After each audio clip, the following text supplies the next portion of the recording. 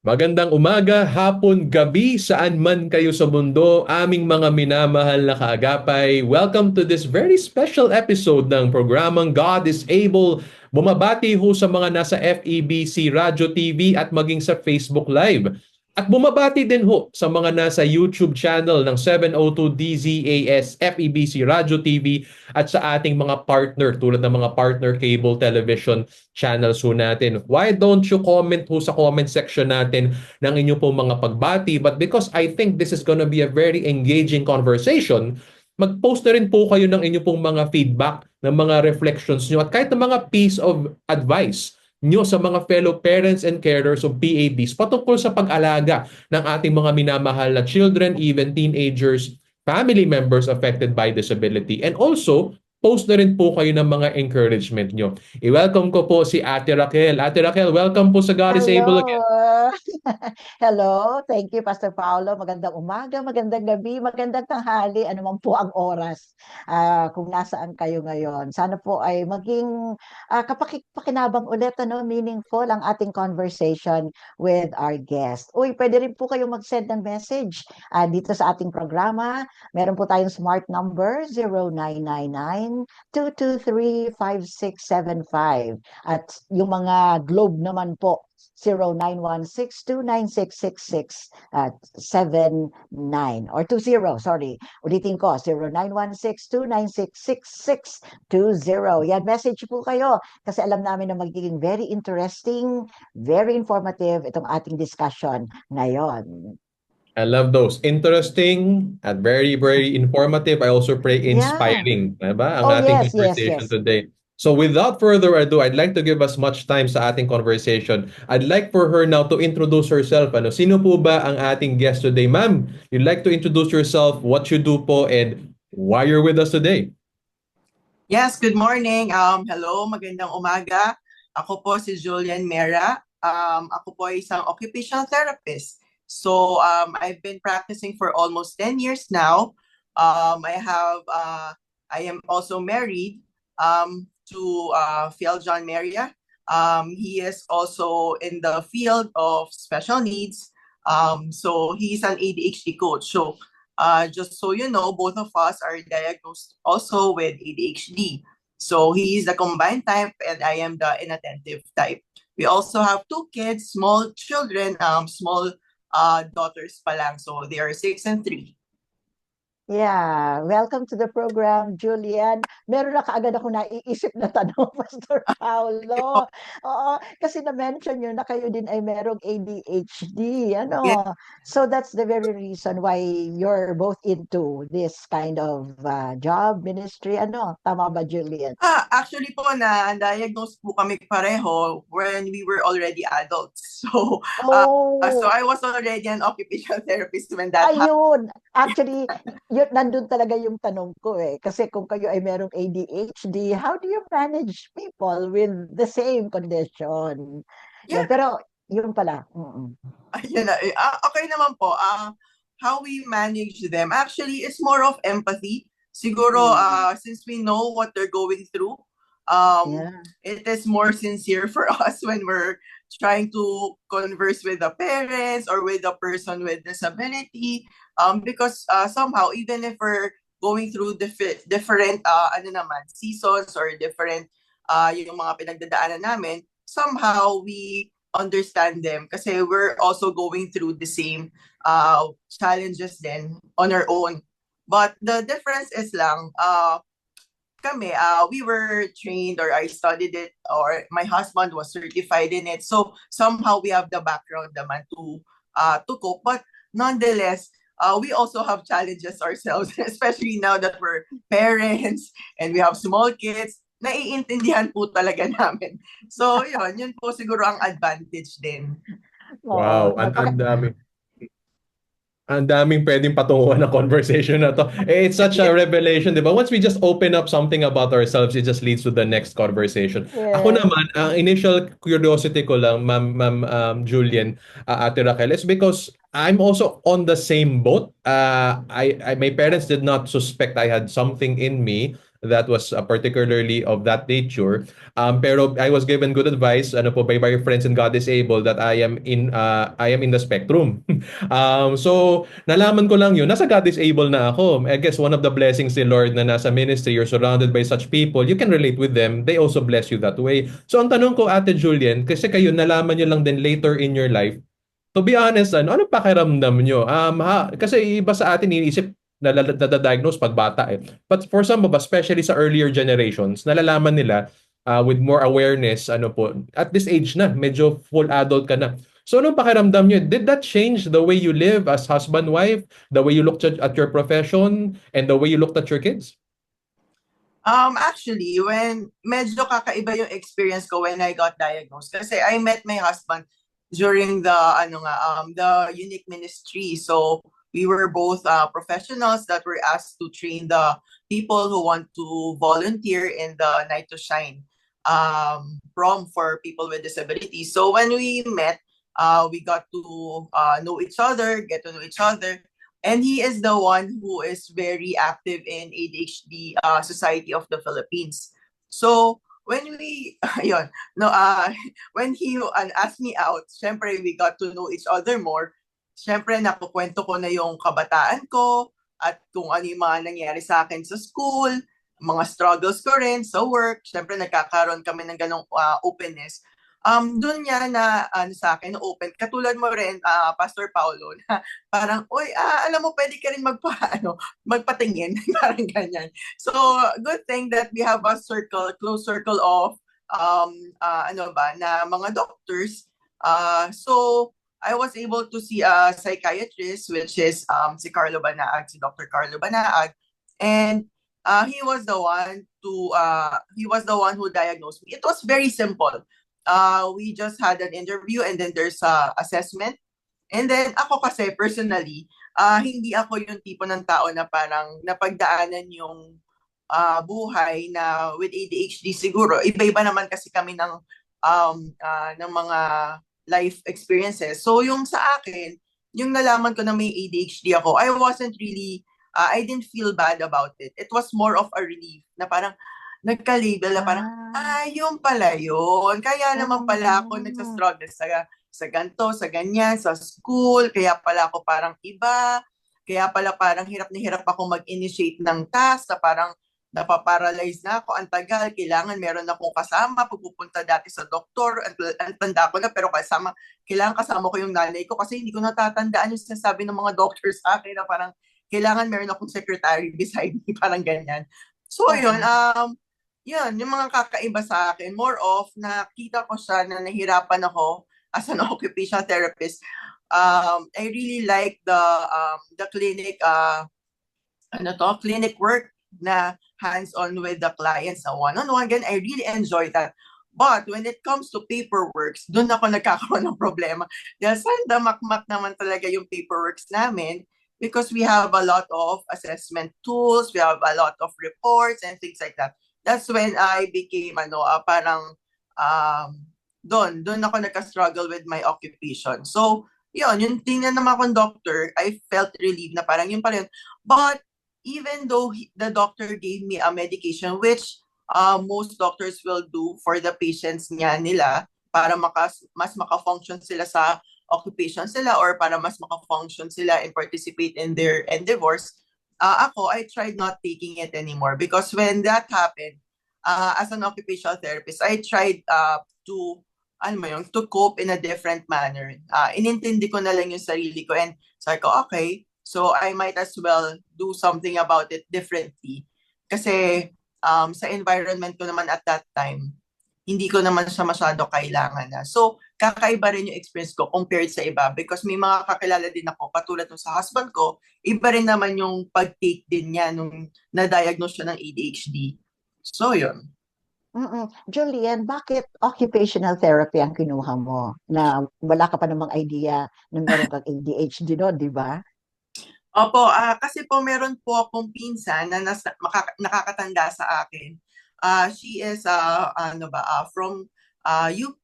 Siya po ay Family Life and Child Development yung kanyang kinuha, pero nag-specialize po siya sa SPED. So habang nagpa-practice siya, tas papasok na po ako sa college, instead of actually doon niyo po makikita na ADHD po ako kasi nakapila na po ako sa psychology at naka-picture na po ako ng ID ng psychology.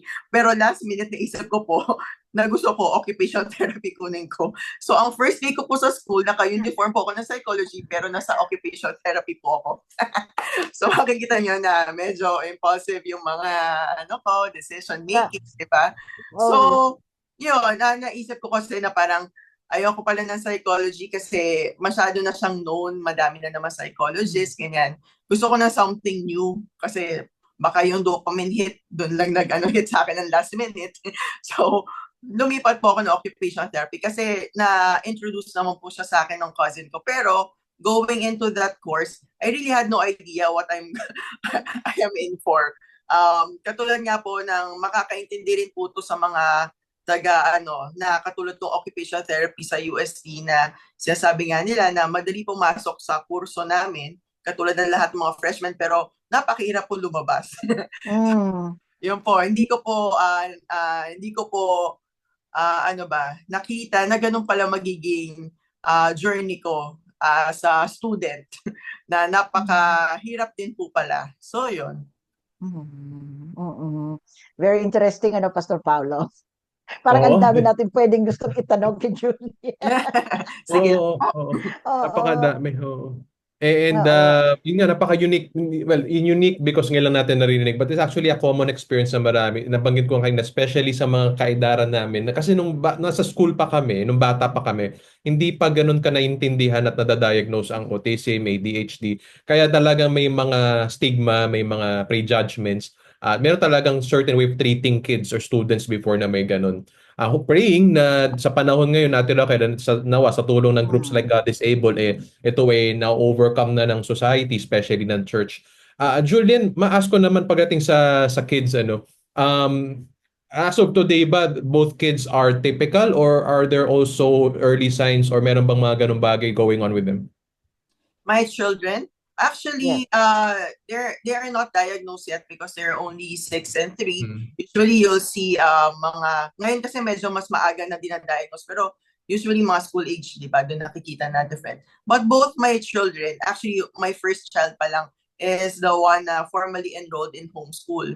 So, we have a setting na we know where they can thrive talaga. So, we even before we got married, John and I already decided that we will homeschool the kids. Kasi both of us naman are in the profession that could do that. John kasi his background talaga is more of tutoring and academics, dun yun yung mga clients niya. So he's actually people think that I'm the one homeschooling my kids, pero actually he's the one doing the academics and I'm the one doing the life skills. So ganun yung partnership namin. And then my youngest, even if she's not yet enrolled in homeschool, she just does the mga, since I'm an OP din naman, mga music and movement and things like that. So yun, ganun. They're not diagnosed, but I could see, kami nung husband ko, we could see like yung mga social emotional aspect of it that we have to work on, emotional regulation, mga ganyan. ADHD kasi mostly naman talaga executive functions and emotional regulation. Kami ni John actually, we're more of veering towards emotional regulation kasi kami mismo as parents, we get very emotionally dysregulated, especially with the small kids, di ba? Maintindihan natin ng mga parents. Konting parang ingay lang with the crying or whining and complaining, things like that. As parents, we would want to respond in a very calm and godly manner. But sometimes being ADHD, most of the time parang, ang hirap tao lang tayo, ang hirap mag-respond in that manner, di ba, na kalmado. Ngayon, nauuso yung gentle parenting. Talagang pinipipray ko kay Lord, more than being a gentle parent, I want to be a godly parent. So, yun talaga ang prayer talaga namin. Sige, dahil ikaw ay isang occupational therapist, Julian, could you please tell us what does an OT do? Yes, occupational therapy is a profession. We're a health profession that helps all ages and all abilities to just participate in their everyday tasks. Yung ano yung meaningful sa kanila. kung ano yung meaningful sa kanila, yun po yung occupation nila. So that's where we come in. If there are things or problems or issues that are challenging them in participating in those activities, that's where we come in. That's where we help them. Oo, kailan dapat makikipagkita sa isang occupational therapist? Okay, pwede po kayo makipagkita. I-refer po kayo usually ng doktor sa amin. Kasi magkakaroon po kayo ng problema or issues na papatingin nyo sa doktor. Tapos yung doktor po yung magre-refer sa amin. So usually, medyo po kasi kami, ang occupational therapy po kasi, madami po kasi kaming pwedeng gawin. So kung ano po kasi yung occupation ng tao, which ang dami-dami po, yun po yung aming ginugol. So ang OT po kasi ay very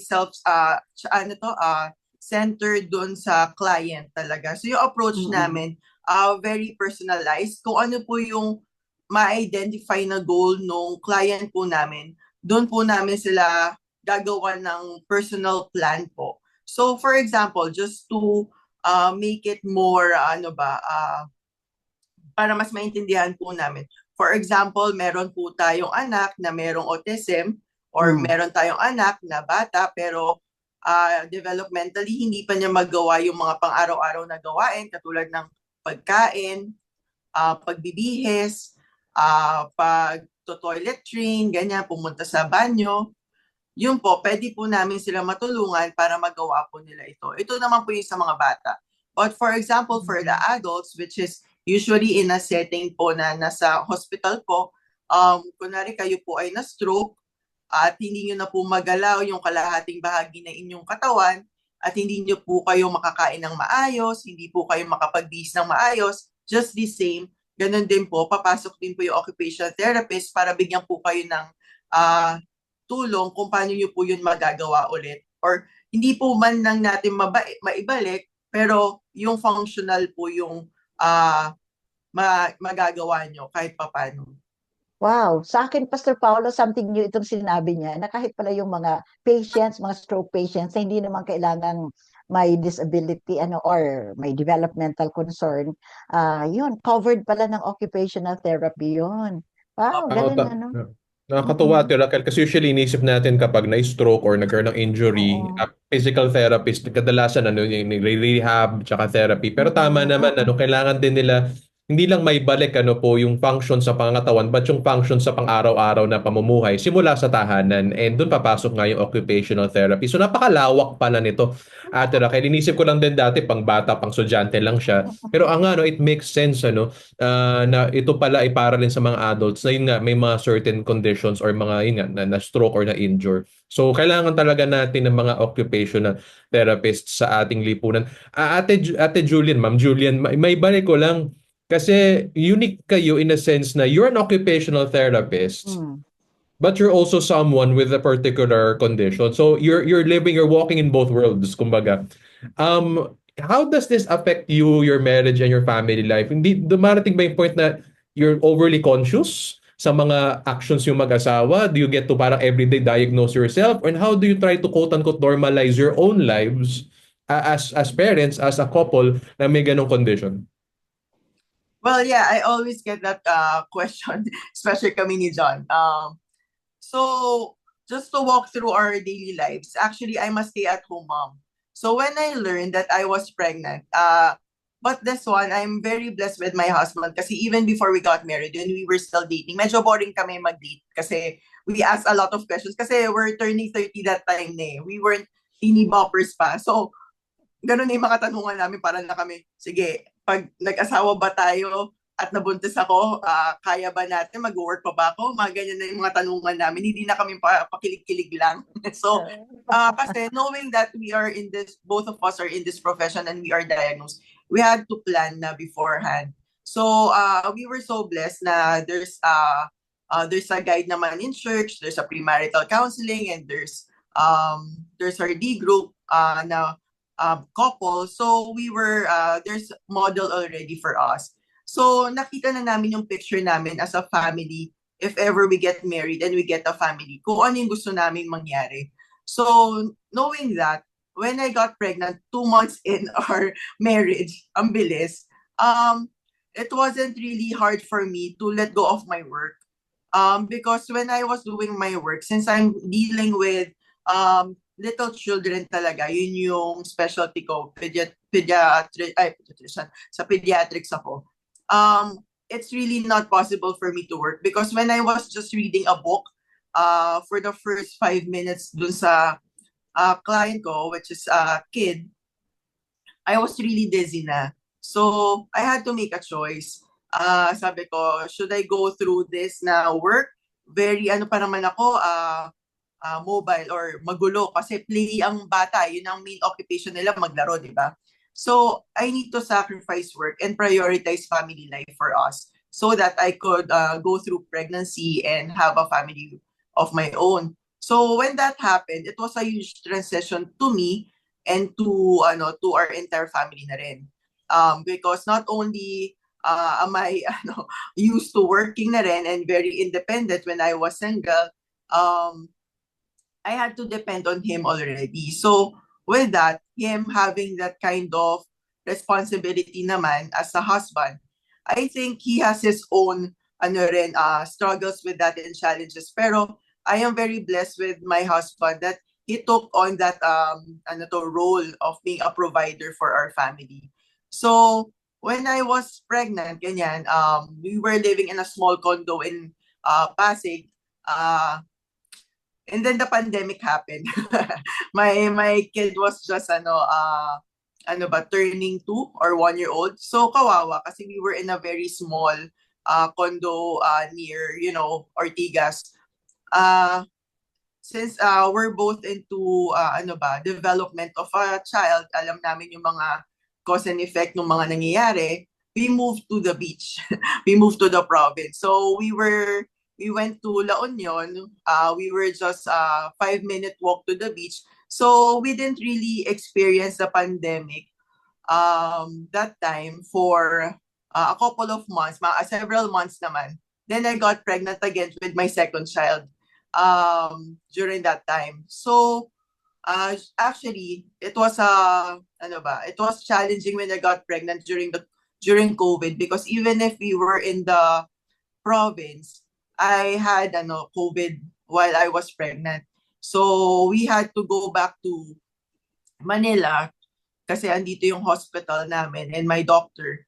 And I was already 50-50 that time when I was in the hospital. So by the grace of God, sabi niya, pagpatuloy mo ang buhay mo and to serve. So right now, we have 2 kids.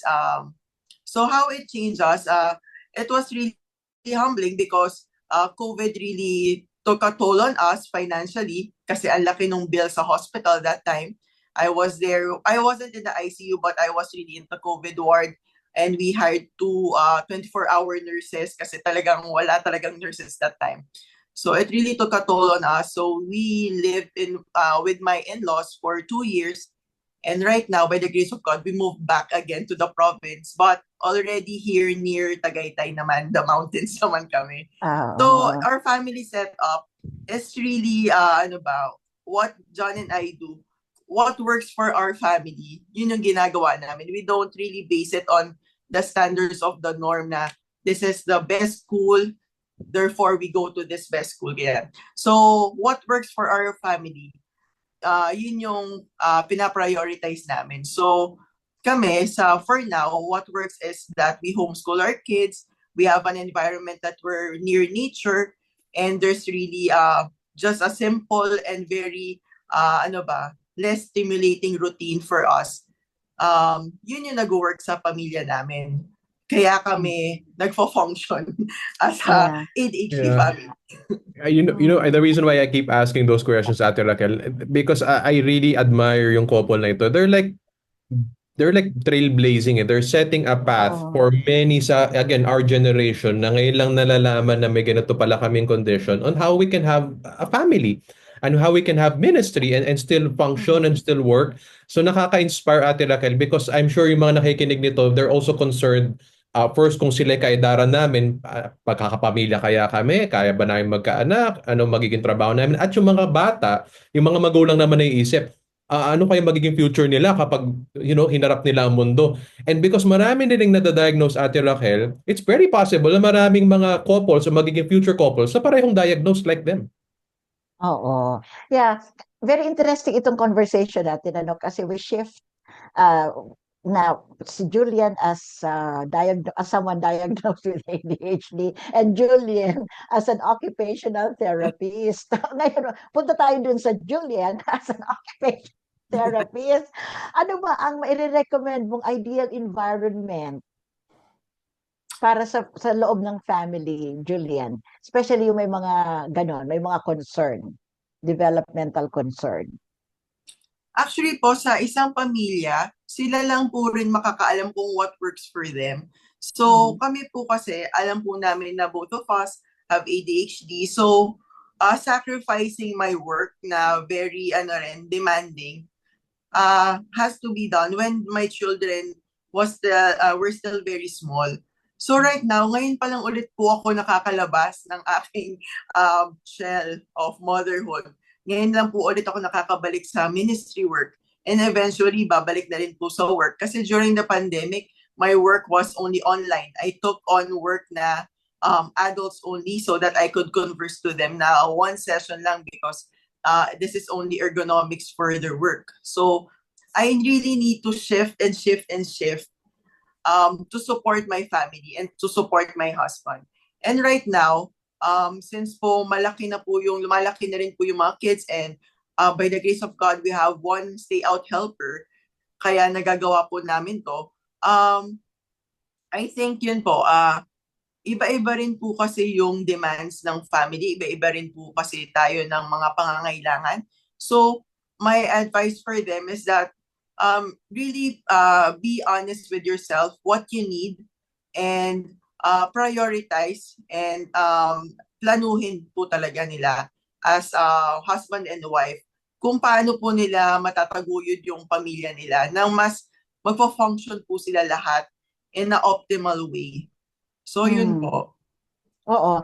Julian, what if hindi kaya ng pamilya to support the child with developmental concern as far as finances are concerned? Ano ang pwedeng gawin ng parents or ng mga kapatid niya kung meron man para at least ma-provide yung, yung occupational therapy functions? Yan po, alam niyo po, yan din po talaga yung nasa puso ko ngayon dahil madaming po talaga ako ngayon nakikita sa social media. Kasi ngayon, ang kaganda ng social media, you see the life of the parents naman. Kasi kami po, syempre, when I was still working, I could also see the parents briefly lang after I do the one-on-one for 45 to 1 hour. But I don't really know their life beyond that. Parang hindi ko nakikita yung mga struggles nila. But right now, whenever I go through social media and I see their stories, what they're going through, how much they're spending, what they're sacrificing, it really breaks my heart then that they have to sacrifice a lot just to get our services. And it's really, really, really expensive po talaga. Most of the centers right now. Kasi yung rin kasi namin, yung services namin, katulad ko as an occupational therapist, napakadami rin po talaga namin kailangan aralin here and abroad.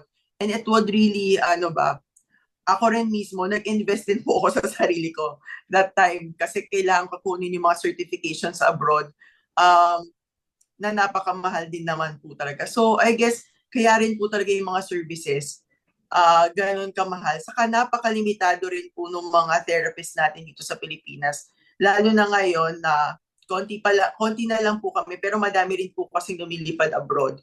So, imbes na dumadami kami, nababawasan din po kami.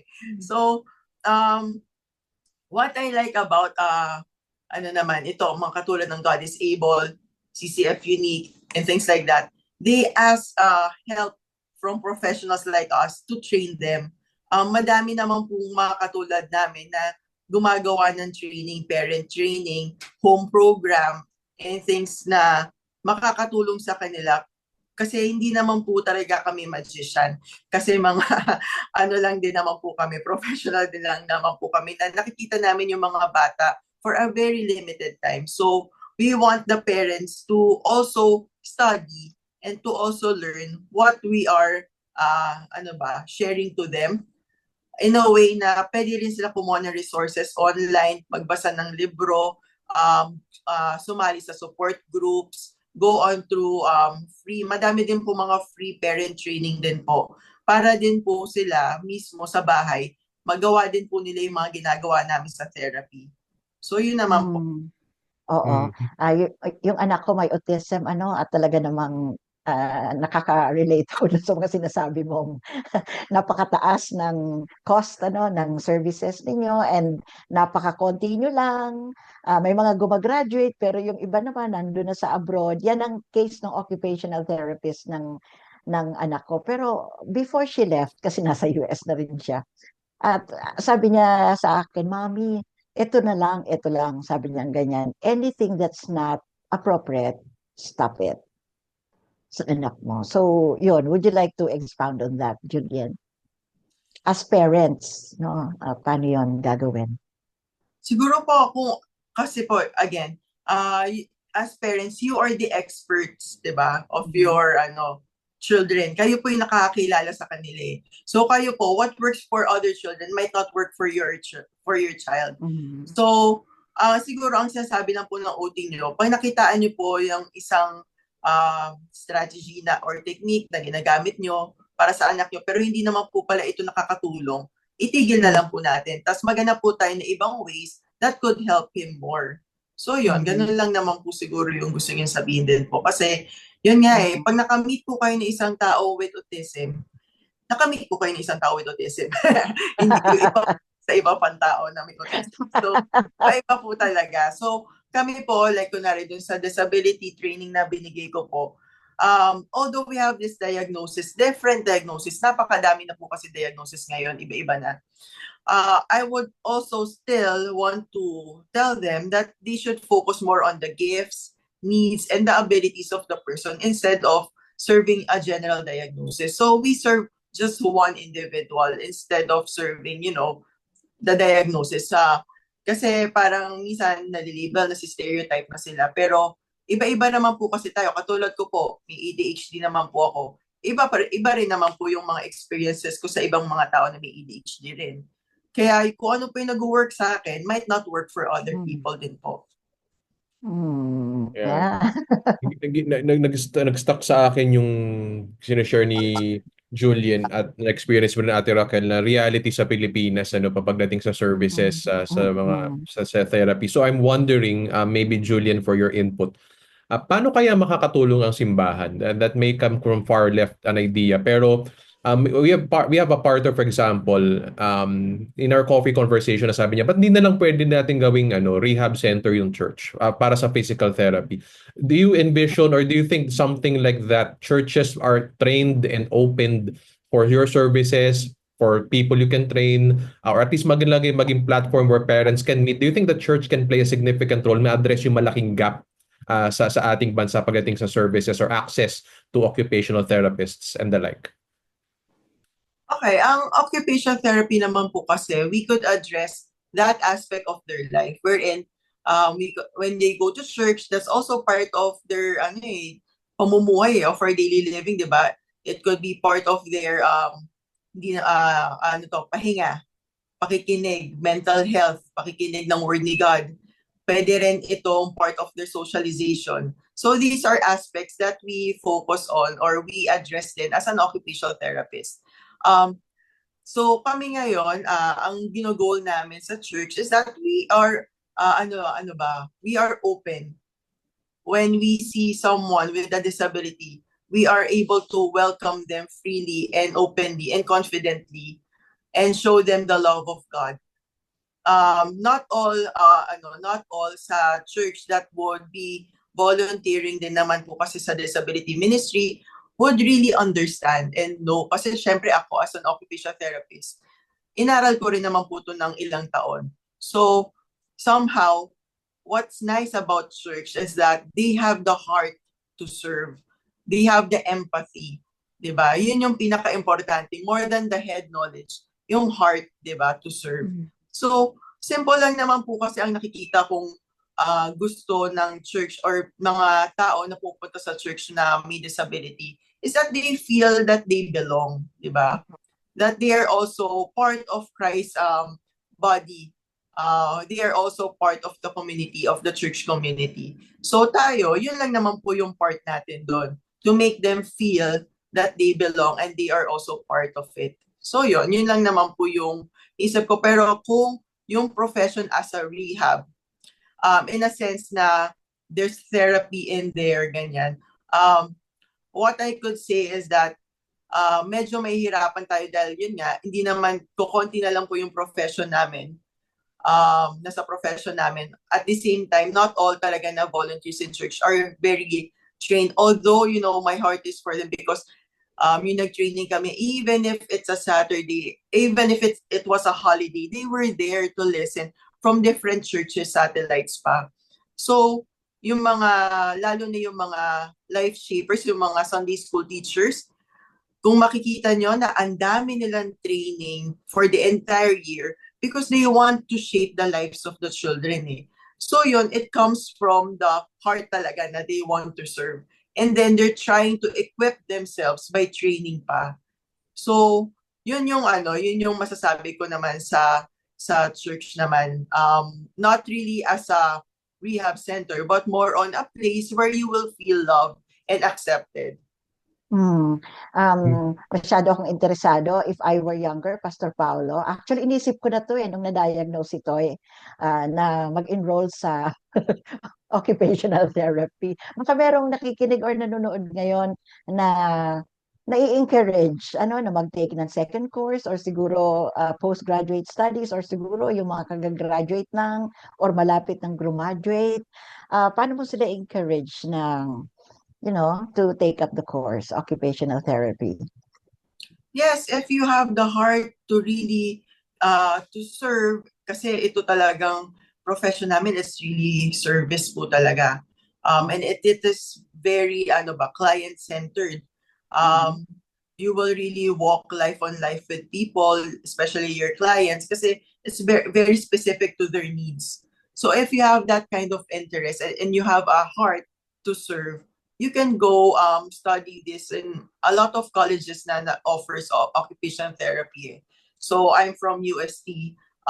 There are other schools like UP, there's LaSalle, and AUP kung nasa province kayo. So there are different universities na that offer occupational therapy naman po.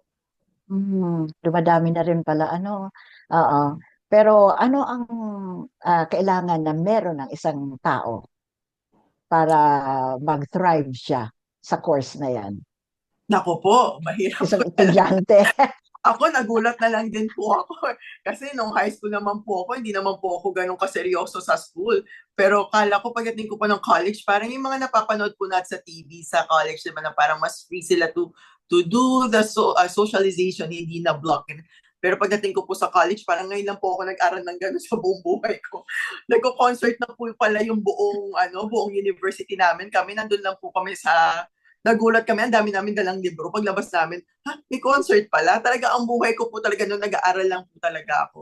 Oh. Napakahirap din po talaga siya na pre-med na course. So kung kayo po ay seryoso talaga sa pag-aaral at meron talaga kayong heart to serve talaga at madami po kasi kaming pwedeng gawin as an OT. Hindi lang naman kami para sa mga bata.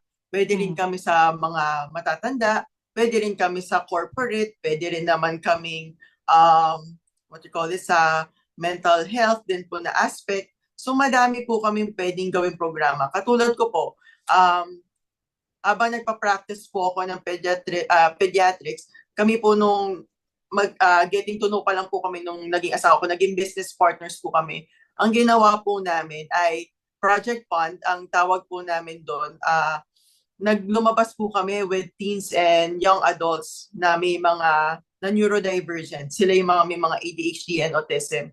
Pumunta kami sa iba-ibang lugar. Ang first po namin na activity was sailing here in Talisay sa Tagaytay.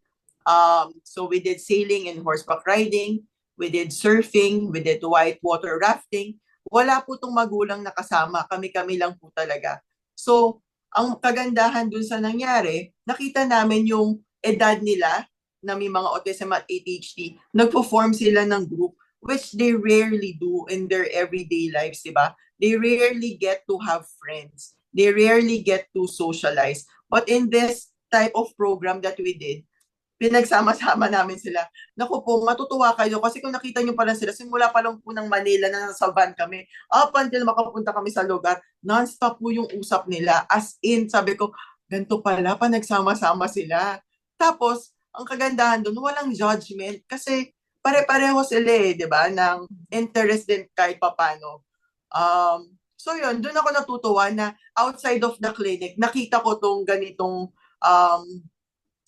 ganitong aspect nila or ganitong side nila, di ba, ng mga neurodivergent. Tapos kami rin, ng asawa ko, since neurodivergent din naman kami, although hindi naman kami kasing edadan nila, na-enjoy namin yung company nila. So, nagiging parang barkada-ish yung dating namin. More than being just a professional, we're there to make them feel, that they belong, that we are there for them. So, yun. And then we did a lot of extreme and very fun activities kasi yun yung sinisik ng brain namin di ba? Yung kakaiba at thrilling. So yun, nakakatuwa din talaga yung yung time na ginawa namin yung program na yun. So as an occupational therapist po, lumabas po ako sa clinic at yun po yung ginawa ko na program. Galing. Nakakatuwa na. Nakakatuwa. Siguro my question right now is siguro papunta tayo sa part where you give particular wisdom, impart particular wisdom sa mga listeners natin. Maraming mga parents, they feel more and more helpless sa pagpapalaki ng anak nila, whether neurodivergent or typical. Siyempre, big talk din ngayon ng mental health. Ano may papayo mo siguro, top of the head, top of the heart na 2-3 bagay on how parents can create an environment where their kids will grow well? Especially sa mundo ng technology, you see iPads, cellphones being passed around kids so easily, especially with social media, aga-aga na exposure sa ganong klaseng pressures. Maybe words of advice na mabibigay mo for parents who feel helpless right now or feel they're losing their kids sa overwhelming pressures ng society and technology ngayon. Okay, so I'll put on my parent hat muna. So as a parent of 2 small children, I'd like to say that I am very old school. Hindi kami ang mga anak ko, although they are already 6 and 3, they can manipulate iPads and cell phones very well. Grabe yung mga brains sa mga bata ngayon. Ang bilis nila natuto.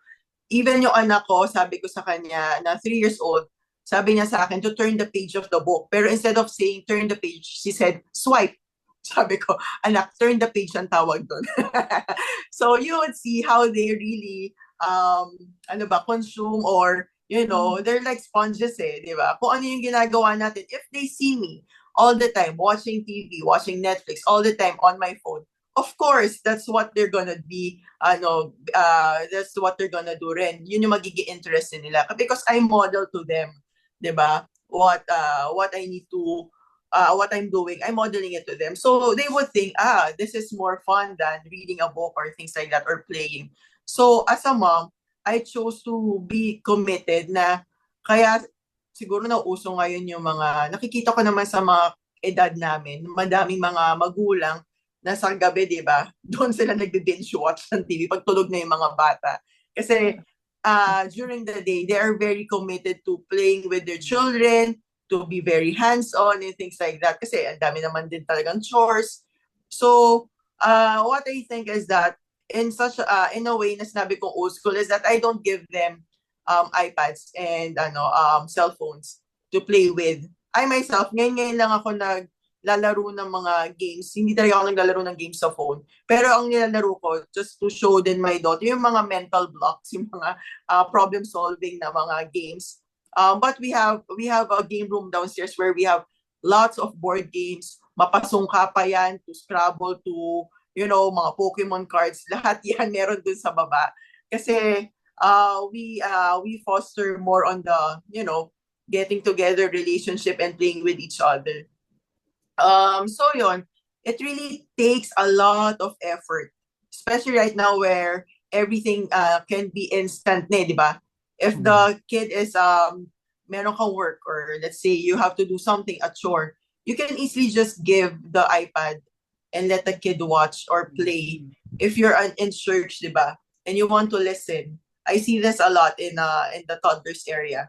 You could easily give the phone, di ba, and let the children watch so that you can listen to the sermon. If you're in a restaurant while the parents are eating, it's easier, way easier talaga to let them just watch while they're eating so that you can eat in peace, di ba?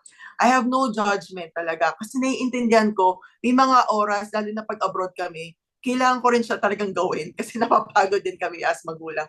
Pero majority of the time, I choose not to do that because I know the effects of those small decisions and the big impacts do sa magiging development ng anak ko. Lalo na more so kami na very genetic yung ADHD namin, di ba?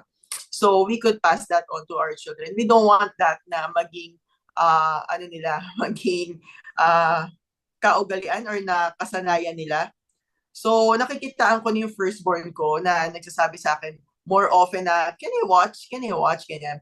But she knows that she can only watch for 20 minutes of a show, one episode ba? Not even an hour. If it was an hour of show, it would be a family movie night with us. So, she knows easily. Kasi nakitaan ko rin siya na pag nakanood siya ng isang episode, pag hindi mo siya sinupervise, she could go on up until 10 episodes kung wala ka dun, di ba? Pag hinayaan ko siya kasi busy ako. Kahit sabihan mo siya na parang, okay, you can only watch 1 to 2 episodes. And then, after that, babalikan ko siya, how many episodes na have you watched? I don't know anymore. Kasi na-hook na siya eh. Hindi niya kasalanan din yun. Kasi na-hook na siya. Tayo nga, hirap na hirap tayo pag nag-doom scroll na tayo, di ba? Hirap na tayo mag-stop ng sarili natin. But more, they're very small and very developing brain pa. Wala pa silang impulse control to do that. So we as parents have to put that structure for them. Na parang, okay, it's not that you're not allowed. It's only that there's a limited time. It's not all the time. So, they can have, parang kunwari, kung nagda-diet tayo, ang nutritional coach ko would just say, just eat that cookie. Kasi nga, kung parati mong inaano yung sarili mo, sasabihin na, bawal. Mas lalo mong kinikrave. So, prioritize muna. Lagay mo muna yung mga macros mo, di ba? Yung mga mas nutritional food, yung protein, yung fiber, yung ganyan, good carbs, ganyan, good fat. Then, at the end of the day, if you still have calories for that, then eat the cookie. There's no problem, di ba? So, ganun siya. It's a treat. It's not an everyday life happening. So, yon. As an OT naman, yun nga, we should also be, as parents, ngayon, napakagaling na ng mga parents yun. Kasi, age na of, era na ng knowledge. Ang dami ng information from the internet that they could get. Yung mga, ngayon nga, meron ng mga developmental milestone, di ba? Pag baby, makikita mo na gano'ng kalaki. And then, dinodocument pa natin kung ano yung mga milestones sa mga bata, first crawl, first kain, first ganyan, lahat ng first. So, yung mga parents are very aware of the developmental milestones of the children. And they study also kung ano ba yung tama at hindi. It's just a matter of prioritizing talaga. And planning, yun yung pinaka-importante, yung family life nyo.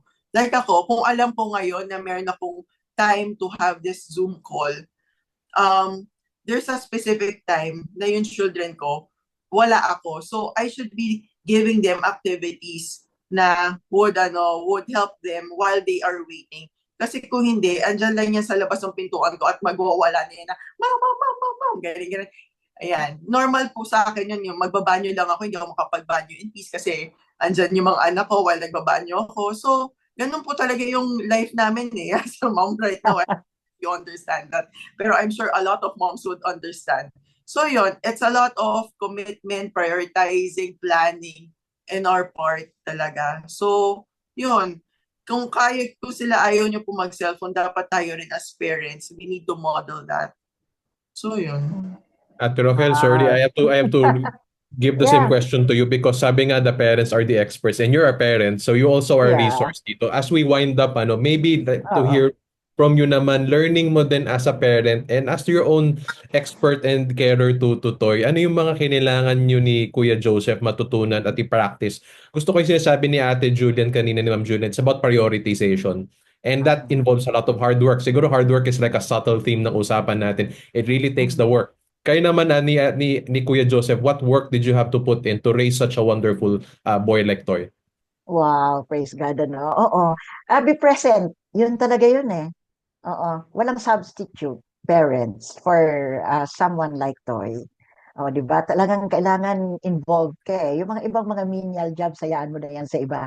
Pero yung pag-aalaga, from the food to, yun, up to the bed, up to bedtime, kailangan talagang present kami. So that's it. Yun, and na-mention din ito ni Julian eh, no? Hanapin yung mga strength nila, what they can do. Yun na yun eh. Wag na, yung iba, hayaan mo na yun kasi madi-discourage lang tayo kung wala naman siya nun eh, kung wala naman si Toy nun. So I think that's it. Presence and look for the strengths, the gifts. Oh, di ba? Presence na may presence pa. May presence pa si Lord. May gifts si Lord sa anak May ninyo na gifts. kailangan i-unpack natin. I guess the journey, the joy of being a parent, you get to unpack these presents. And you need to be present to unpack the presents with them. So a lot of letter P's flying right now. Priorities, presence. Dagdag ko na lang as we wind up prayers. We And really Paulo. we really have to pray for our kids because ultimately ang nagregalo naman sa kanila ay ang Diyos. At alam naman ng Diyos nung pinagkatiwalaan tayong mga magulang nila, God knows what He's doing at He knows what's best. At kasama natin ng Diyos, kasama natin ng Diyos. Sabi nga, this is a lot of hard work, a lot of adjustments and sacrifices, pero let's also remember po paano maging magulang ang Diyos sa atin. Siya din nagbibigay, siya din nag-a-adjust sa atin, siya din nagsakripisyo, binigay pa nga niya yung anak niya para sa atin. So, all good. Talagang this will work out for good. Talagang tiwala lang tayo sa Panginoon. Yeah. Naku, I think wala na tayong oras, ano? Tama ba, Pastor Paulo? Parang bitin na, ang dami pa natin gustong itanong kay Julian eh. Julian, Hinold ko na lang. may advance invite kami. Willing ka ba mag-part 2 nito? Pero I'm sure Oo. you did the presentation. We're not even, I think, scratching that presentation as of now. We're just getting to know you. I hope we can have you again sa show for that particular presentation. Oo, at For sure. interested. Kami po mag-asawa are always welcome to serve and to to impart our profession, our knowledge, and also our testimony to everyone that would be encouraged sa story din namin. As pareho naman po kami may neurodivergent din naman po. Oo. Nag-strike sa akin, Pastor Paolo, yung na-mention ni Julian na kailangan din pala ang occupational therapist sa workplace.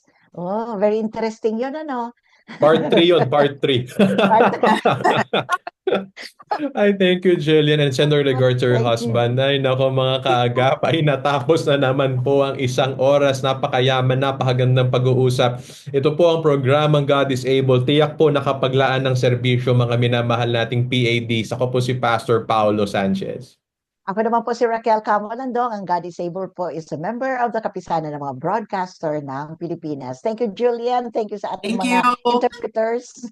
Salamat po sa lahat at tayo po sa God is Able, naniniwala from From disability disability to to possibility. possibility. God bless po. Maraming Thank salamat. you. Thank Thank you, you. everyone.